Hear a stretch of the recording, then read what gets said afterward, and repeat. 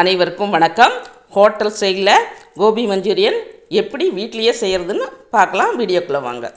அதுக்கு ஒரு பாத்திரத்தில் ஒரு கப்பு மைதா மாவும் 1/4 கப்பு கார்ன்ஃப்ளவர் மாவும் சேர்த்து 1 ஸ்பூன் மிளகாத்தூளும் கொஞ்சம் உப்பும் சேர்த்து நல்லா மிக்ஸ் பண்ணி நம்ம காலிஃப்ளவரை கழுவி சுடுதண்ணியில் போட்டு தண்ணி வடித்து எடுத்துட்டு அதை போட்டு நல்லா மிக்ஸ் பண்ணி வச்சுக்கலாம். ஒரு 5 மினிட்ஸ் கழித்து எண்ணெய் ஊற்றி காஞ்ச பின்னாடி காலிஃப்ளவர் எல்லாம் எண்ணெயில் போட்டு வறுத்து எடுத்து வச்சுக்கலாம்.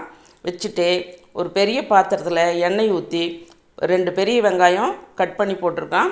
கட் பண்ணி போட்டு வதக்கிட்டு இஞ்சி பூண்டு பேஸ்ட்டையும் போட்டு வதக்கிட்டு கூடையே chilli sauce, soya sauce, tomato sauce எல்லாம் சேர்த்து ஊற்றி நல்லா மிக்ஸ் பண்ணி எடுத்துகிட்டு கலருக்காக கொஞ்சம் காஷ்மீர் சில்லியும் போட்டிருக்கிறேன்.